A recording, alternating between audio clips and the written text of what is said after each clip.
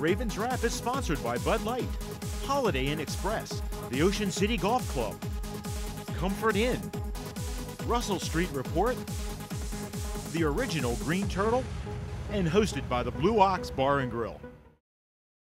In April 1959, Art Wall won the Masters, edging out Carey Middlecoff and Arnold Palmer by finishing birdie, birdie, birdie, par birdie. 1 month later, Ocean City Golf Club celebrated the opening of their first 18 holes. That course has been transformed now into one of the most scenic golf layouts on the East Coast. Come experience 36 of the most beautiful and challenging holes you'll find anywhere.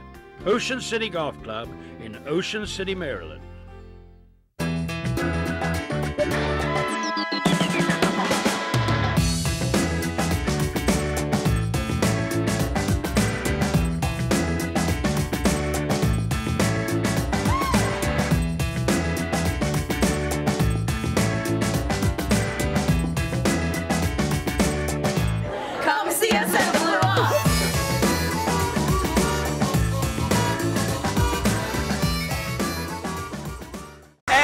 Back. It is the Ravens Wrap Show here on Comcast Beach TV and Delmarva's Rock Radio 93.5 The Beach. We are broadcasting from the Ravens Room of the Blue Ox, 127th Street and Coastal Highway in Ocean City with Ravens Roost 44. Give yourselves a hand, everybody.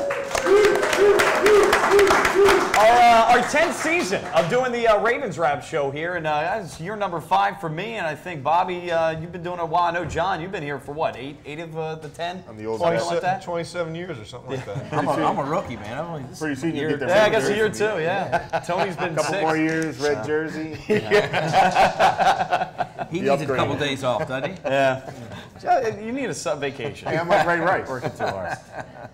Anyway, guys, before we preview the game against... Let me take a knee. Hey, you want to drink water? Can you hold my helmet? Before we preview the game, that is against the Cincinnati Bengals, just wrapping up a few things from the offseason and such. I guess some cuts.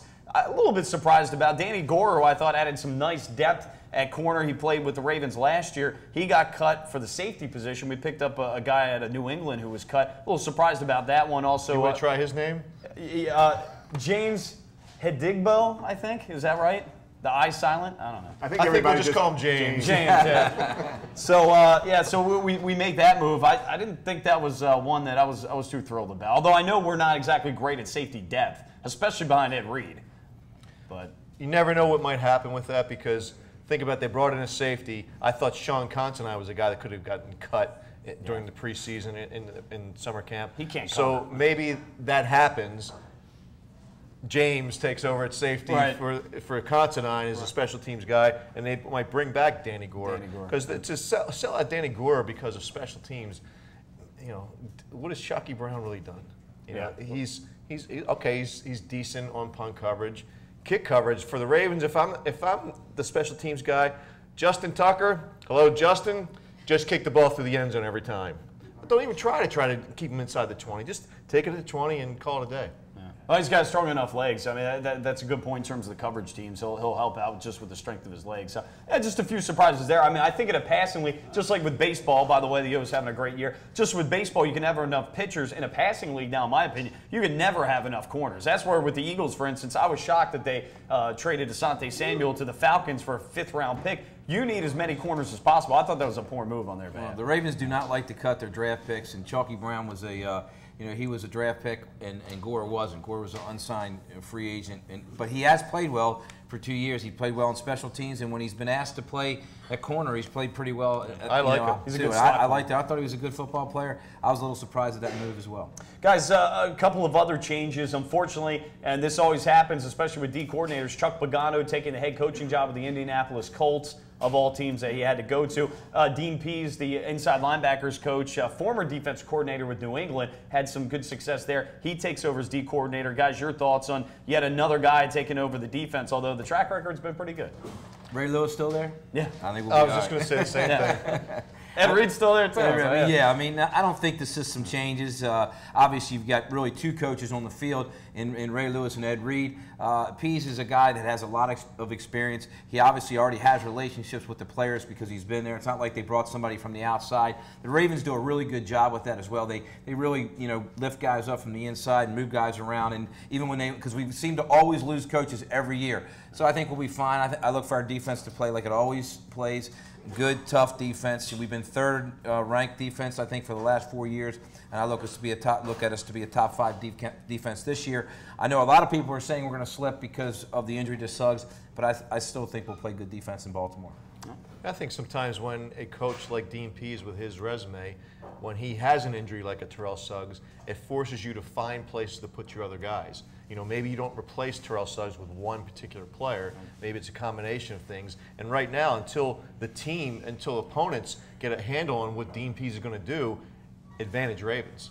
Absolutely. And I don't think he's a guy that we have to worry about getting away to another team. I think with his age and such, John, he's a coordinator, so I think he is going to be here for a while because I take a look at the rest of the staff. Well, who's the next guy up? I don't think we're going to have to worry about it. Maybe he'll go to Michigan. Yeah. After that performance the other night, wow. Yeah, we need to hope that the defense that they held back something from the preseason because it wasn't very strong show. The defensive line, needs to be bone up a little bit. It's a good point. They do need to get better. Haloti was even getting pushed around. Yeah. So we saw him in the Super Bowl getting pushed around. We saw him in preseason getting pushed around. That man should never be handled, never go a step backwards by a single person, and he has been even this preseason. Well, and Terrence Cody got pushed by Kiamatu. And so that's a question mark, too. Here's a guy that was 400 pounds a few years ago, was out of football for a year and a half, and here he's battling for a starting job with Terrence Cody, who's young and should have that job no problem. So. I hate to do this, but I actually agree with John. I mean, Nada really was a non-factor the last 6 or 7 games and into the playoffs. Well, he was hurt. And that's what everybody's saying. He's hurt, but he didn't have a great preseason. But again, it's preseason. Let's see what happens, and I'm going to give the guy the benefit of the doubt. I think he was hurt last year.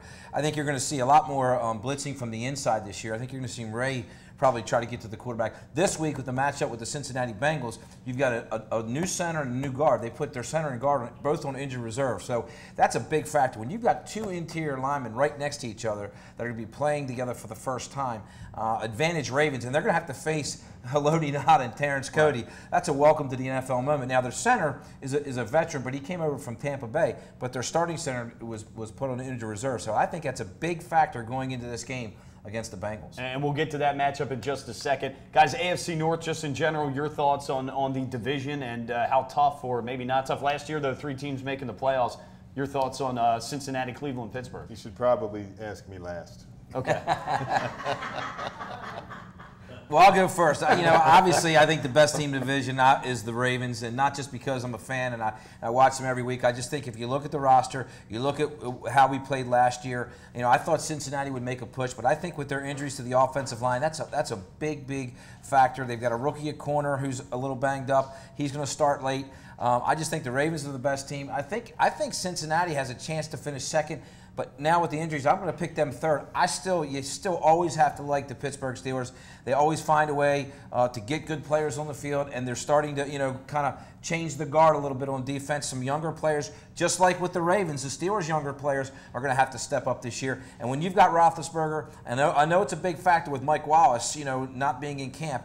It's going to take a little while for him to get going, but they got some good receivers. Mendenhall should get healthy as the season goes. When it comes December, I think the Steelers are going to be right there. It's going to be Steelers and Ravens again, and I look for the Ravens to win the AFC North this year. Tony? Yeah, I would echo Bobby's sentiments because when you look at the AFC North, they're so familiar with each other. Not much has changed. Who's improved? Who hasn't? I would say that you can make the argument the Ravens have slipped a little bit. We've lost the Defensive Player of the Year last year. Okay, so you have to say that they've slipped a little bit. But I think Pittsburgh slipped more. And I think that, some of their draft picks, these new guys, Mendenhall's not going to be on the field, DeCastro's not going to be on the field. They had their 3rd-round linebacker. He's not going to be on the field. Mike Adams struggled in the preseason. All those things. So the improvements they thought they made, they really haven't made. And I really think Ben Roethlisberger and Todd Haley are not a match made in heaven. I really do. I think that's going to blow up on them, and I think they're going to be dismayed by the fact they let Bruce Arians go to the Indianapolis Colts. So I think the Steelers slip a little bit. I think the Bengals, they do have a couple losses on the offensive line, but I think they're a team on the come, and I think the Browns are a couple years away. So all you got to do is win your division first. Giants proved that last year. Get hot at the right time, and who knows what can happen. I think the Browns made some improvements. I think the Bengals are probably going to slip, even though A.J. Green and Jermaine Gresham are solid players. I think Ben-Jarvis Green-Ellis is not a drop-off from Cedric Benson at all. So Bengals will be right there, but it's the Steelers and the Ravens. I love being where the Steelers are, where no one's predicting you. Everyone's picking on your team, saying how you're not going to be anything, and Roethlisberger all of a sudden is terrible, and Mike Wallace is no longer fast. And I mean, Antonio Brown's going to be one of the elite receivers in the entire NFL this year. Mike Wallace is still fast. All he has to do is run in a straight line. And Ben Roethlisberger is still one of the best in the game. So I actually think only one team's going to make it out of the playoffs, out of the AFC North with this schedule. I hope it's the Ravens, but I think it's the Steelers. I tend to agree in terms of where the competitiveness at the top, and I agree that I think only one team makes it. I think the Ravens do, but I'm with you on that. And I do think the Steelers have slipped, though. They have, but the one thing that concerns me about the Steelers is their offensive line. I mean, you look at that team, and they've had issues on the offensive line over the last couple of years, and Big Ben has been getting killed. They got Matt Starks at left tackle, and then their number one draft pick, DeCastro, goes down. They were depending on him. Pouncey's a good player, but they've got some issues on that offensive line. If they cannot protect Roethlisberger, he might not be around in week 8 or 9. So, I hope you're right. Well, the thing too is and they have to run the ball. And they're going to have problems with that. Yeah, they're going to have major problems, right? They can't run the ball. Jonathan Dwyer's a good player. Isaac Redman's all right. Rashard Mendenhall's going to be fresh. He's going to have fresh legs when he actually plays later in the season. Hey, look, I don't want the Steelers to win. You asked me for my prediction. I got you. And new system, new coach. New system, new coach. They're going to throw the ball all over the place. Antonio Brown is a man, I'm telling you. Well, guys, we got to get into it here. Just a few minutes here. The Ravens-Bengals, 7 o'clock Monday Night Football. This is an offense that Andy Dalton, year 2. We'll see if he has a sophomore slump. They lose 2 of the receivers, though, in Caldwell and Simpson, who were right at the top in terms of receiving. Gresham got hurt in this offseason. I think their offense is good, but I think they may actually take a step back from last year. And then defensively, you're looking at a defensive line that I think will give our front five of the offensive line a heck of a game. You return guys to add up to 20 sacks on that defensive line from last year, just the defensive line without blitzing alone. So that's pretty impressive. One of the guys on that defensive line, Carlos Dunlap, is probably he's questionable right now, and if he plays, he's probably going to be a little banged up. So that's a big factor. I think there's some good matchups here. I think Tony made a good point. This Cincinnati Bengals team, they've drafted well. They're a team on the rise, and they're going to be a tough out on Monday night. Yeah, I think they're going to be a tough out too. But I think that when you have one of the things that the Ravens have struggled with against the Bengals has been the way they run this cover 2 defense and the way Cam Cameron's offense has attacked it, and Joe Flacco. I think he's got like a 71 career quarterback rating against the Cincinnati Bengals, but I think he's shown improvements over the last few games. So I expect him to play a lot better with this new set of tools that he's got and the weapons he's got. And we saw Torrey Smith break it. 30 seconds, guys. Go down. Yeah, well, I mean, I'll just go with my prediction here. I think the Ravens handle the Bengals. I don't think it'll be a typical Ravens game. Nothing real sexy about it, but I think the Ravens win a typical 23-16 type game. All right. I had 24-16 written down. So And I got 27-17.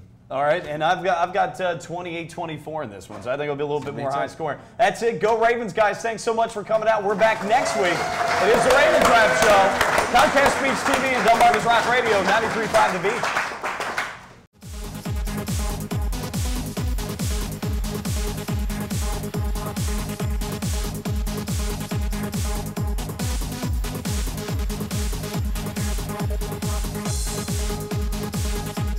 Ravens Wrap is sponsored by Bud Light, Holiday Inn Express, the Ocean City Golf Club, Comfort Inn, Russell Street Report, the original Green Turtle, and hosted by the Blue Ox Bar and Grill.